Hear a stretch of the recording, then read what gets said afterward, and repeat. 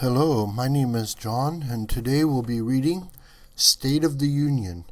Trump hits it out of the park. This is the editorial posted January 31st in the Investor's Business Daily. This speech.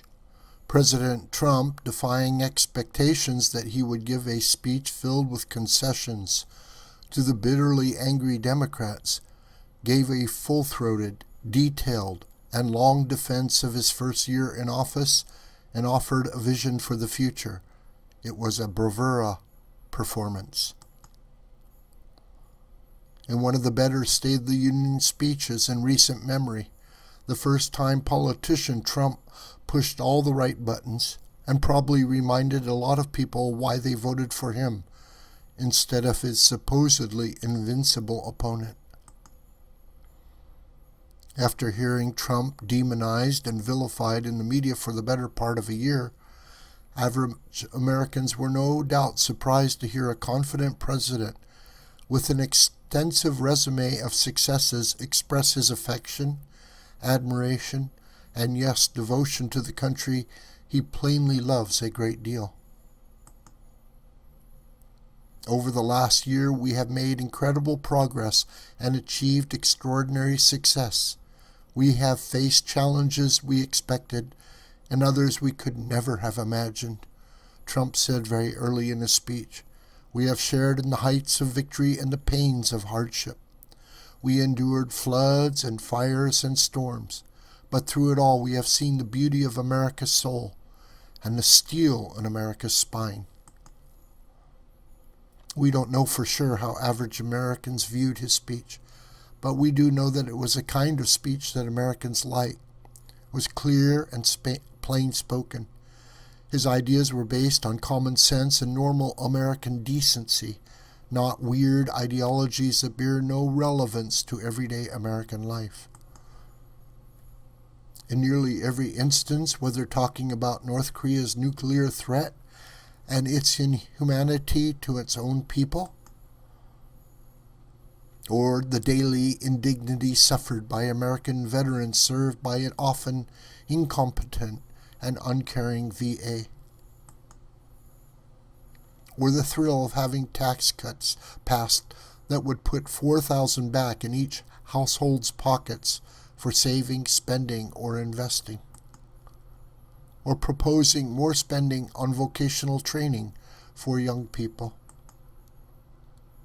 or the $8 trillion increase in stock market value since he was elected, which he noted as great news for Americans' 401k, retirement, pension, and college savings accounts,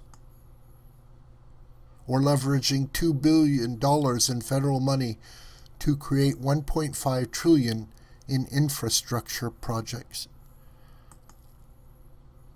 or pointing out the everyday heroes of the shootings in Washington, the hurricanes in Texas and Louisiana, or the fires in California. Or talking about repealing the Obamacare individual mandate, a cruel tax that hits those earning less than $50,000 a year hardest. In almost all these cases, Trump focused on average Americans, real people. He seemed genuinely touched by their sense of duty and sacrifice, and by the possibility that their lives might be made better. Pollster Frank Luntz, a frequent Trump critic who did not support him in 2016, and who, as a numbers guy, is not known for his mawkish sentimentality, even tweeted the following: "Tonight I owe Donald Trump an apology. Tonight I was moved and inspired. Tonight I have hope and faith in America again. It may go away tomorrow, but tonight America is great again." This is probably not what Washington inside the Beltway types and leftist media elites wanted to hear. It's definitely the last thing the far left that has captured the Democratic Party wants to hear. As we noted, the media in recent weeks repeatedly called on Trump to reach out to angry Democrats, and to a degree, Trump did just that. Tonight I call upon all of us to set aside our differences, to seek out common ground, and to summon the unity we need to deliver for the people we were elected to serve, Trump said, reaching his hand across the aisle to the Democrats. But based on the Democrats' sour reaction, even when Trump announced initiatives such as infrastructure rebuilding that are at the core of the Democratic politics, it didn't really matter. The assembled Democratic politicians looked like they had just bitten into a lemon. They apparently have decided not to cooperate with Trump on anything and signaled it loudly on Tuesday. During Trump's speech, House Democrat leader Nancy Pelosi and her number two, Steny Hoyer, mostly sat stone-faced, occasionally passing comments to one another. Even when Trump told America what most of the liberal media hadn't reported or had buried in their pages and on their websites, that Hispanic and African American unemployment rates were at their lowest ever under Trump, Black and Hispanic Democrat congressional representatives sat looking grim, mostly without clapping. Such stunning economic success should be celebrated. That it isn't, especially by those who pretend to represent the African American and Hispanic communities, only shows how poisoned the Democratic Party has become by its own extreme ideology.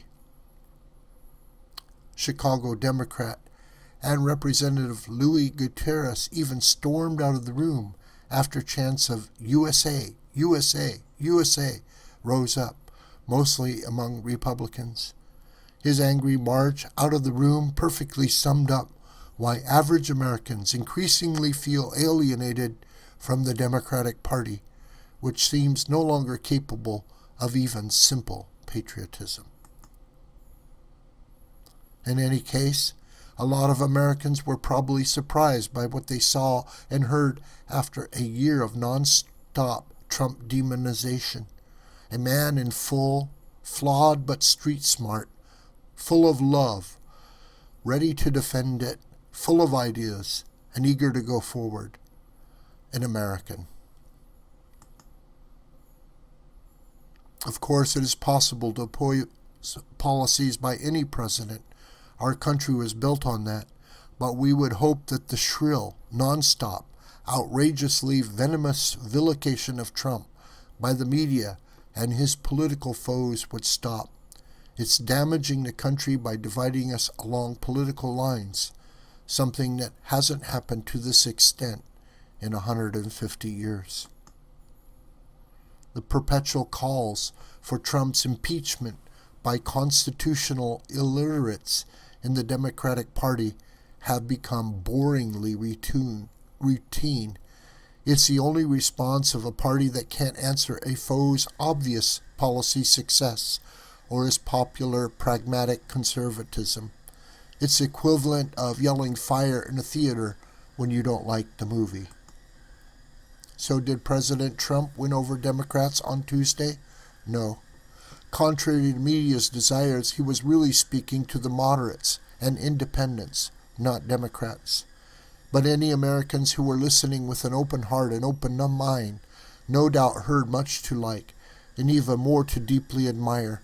A president who loves his country, is avidly fixing its problems, and wants the continued help and support of the American people to do so. It's been quite a while since we've had a president like that.